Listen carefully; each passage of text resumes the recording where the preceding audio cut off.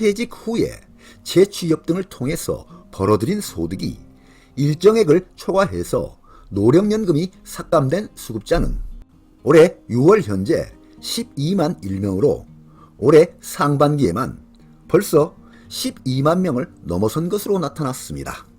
지난 10월 21일 국회 보건복지위원회 소속 조국혁신당 김선민 의원실이 국민연금공단에서 받은 소득활동에 따른 노령연금 적용 현황 자료입니다. 소득활동에 따른 노령연금 적용 현황입니다. 초과소득 월액으로 인한 연금액 삭감자 수는 2023년 11만 799명, 2024년 6월 현재 12만 1명으로 나타났습니다.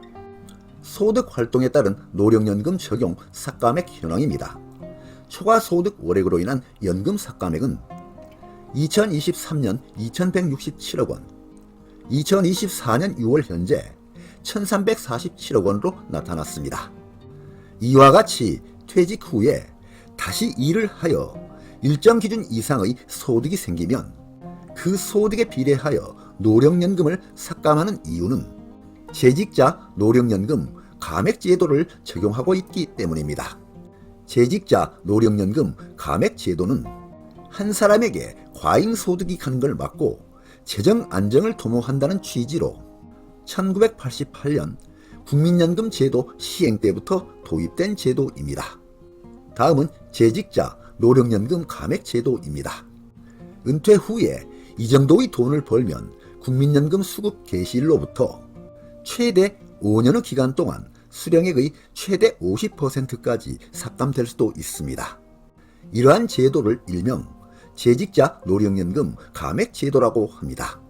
재직자 노령연금 감액 제도는 국민연금을 10년 이상 납입한 사람이 연금을 수급할 개시 시점이 됐을 때 국민연금 수급자의 월평균 소득 금액이 국민연금 전체 가입자 3년간 평균 소득 월액의 평균액인 A값을 초과하는 경우에는 국민연금 수급 개시일로부터 5년 동안 소득 구간에 따라서 최대 50%까지 감액하는 제도입니다.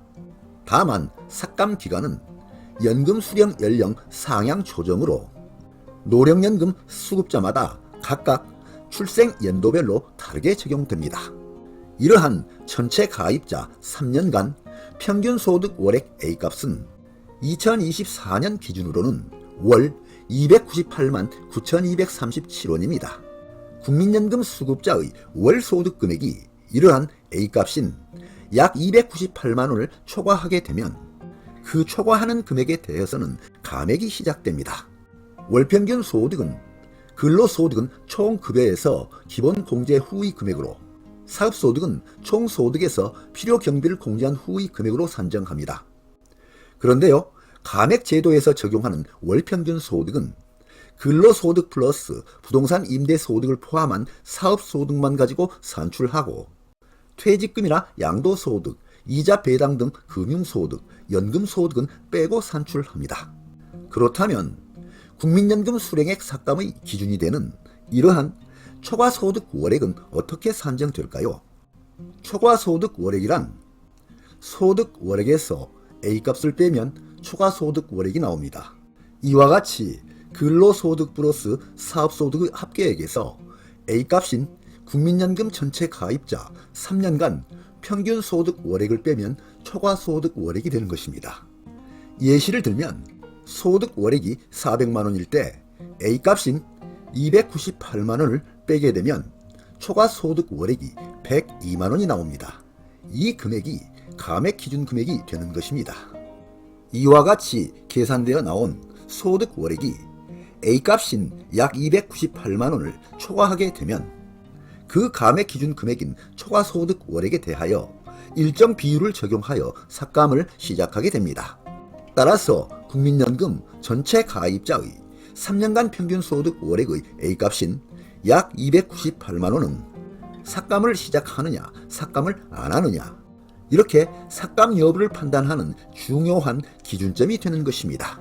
이렇게 계산된 초과소득 월액에 따라서 삭감되는 비율과 금액은 국민연금법에서 정하고 있는데요. 초과소득 금액별로 국민연금 수령액이 얼마나 삭감되는지 그 기준을 살펴보겠습니다. 초과소득 금액별 국민연금 감액 기준입니다. A값인 약 298만원의 초과소득 월액은 국민연금 지급감액 산식에 의하여 월 감액금액이 산출됩니다.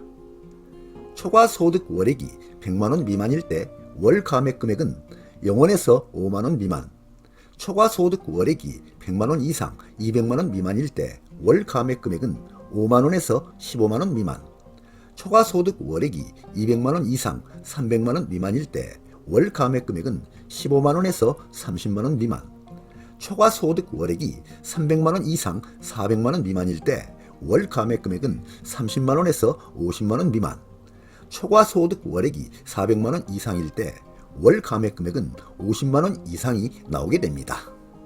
그렇다면 이러한 감액 제도를 피해 나가는 방법은 전혀 없는지가 궁금해지는데요.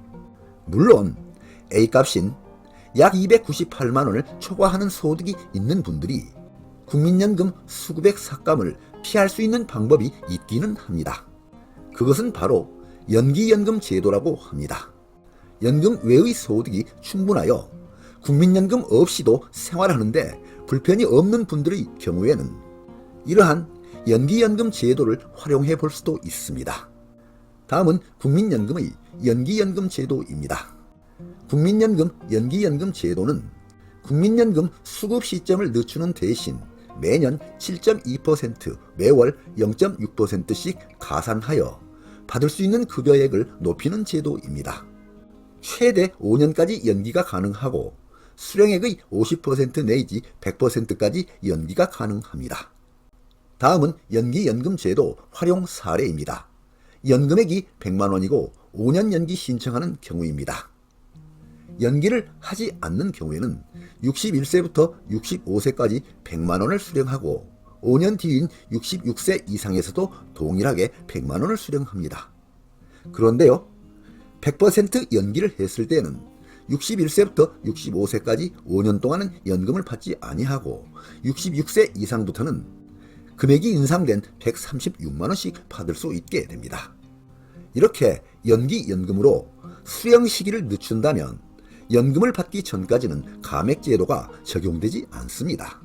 다만 이러한 연기연금 제도를 활용하고자 하는 경우에는 본인의 건강과 경제 상황을 고려해서 조건이 충족되시는 분들만 가능하다는 한계가 있고 모든 분들이 다 이러한 결정을 할 수 있는 것은 아니라는 점 참고하시기 바랍니다. 그러다 보니 한편에서는 이러한 감액 제도에 대한 불만도 나오고 있습니다. 국민연금은 내가 내놓은 재원으로 형성한 금액에서 지급해주는 연금인데 왜 일을 하거나 소득이 있다는 이유로 국민연금 지급액을 삭감하느냐, 이것이 말이 되느냐라는 불만들이 나오고 있습니다. 또한 이러한 감액 제도의 가장 큰 문제점으로는 고령층의 일을 하고자 하는 의욕을 꺾는다라는 지적이 함께 나오고 있는 상황입니다. 다음은 재직자 노령연금 감액 제도의 찬반 논란입니다. 재직자 노령연금 감액 제도의 완화 내지 폐지하는 방안에 대해서는 찬성론과 반대론이 함께 나오고 있습니다. 찬성론 쪽에서는 은퇴 후 일한다고 연금을 깎으면 일할 의욕을 꺾을 뿐만 아니라 고령자의 근로를 장려하는 정부 정책에도 맞지 않는다며 폐지 주장을 펴고 있습니다. 반면 반대론 쪽은 소득이 많은 수급자에게 더 유리하게 바꾸면 소득 재분배 기능이 있는 국민연금 제도의 취지와 맞지 않는다고 현행 유지를 주장합니다. 우리 정부는 노후에 먹고 살려고 일하는 건데 연금마저 깎는다는 불만이 끊이지 않자 노후 소득 보장을 강화하고 고령자 경제활동을 제고하는 차원에서 이 제도를 폐지하는 방안을 추진하고 있다고 합니다. 그리고 경제협력개발기구 OECD는 우리나라 인구 구조의 급변 상황에 관한 공적연금 개선 방안의 하나로 노후에 일해서 돈 번다고 연금을 깎는 감액 제도의 완화를 권고했다고 합니다. 아무쪼록 합리적인 연금 개혁안이 도출될 수 있기를 기대해 봅니다. 네, 오늘 동영상 주제는 재직자 노령연금 감액 제도였습니다. 많은 도움이 되시길 바랍니다. 끝까지 경청해 주셔서 감사드립니다.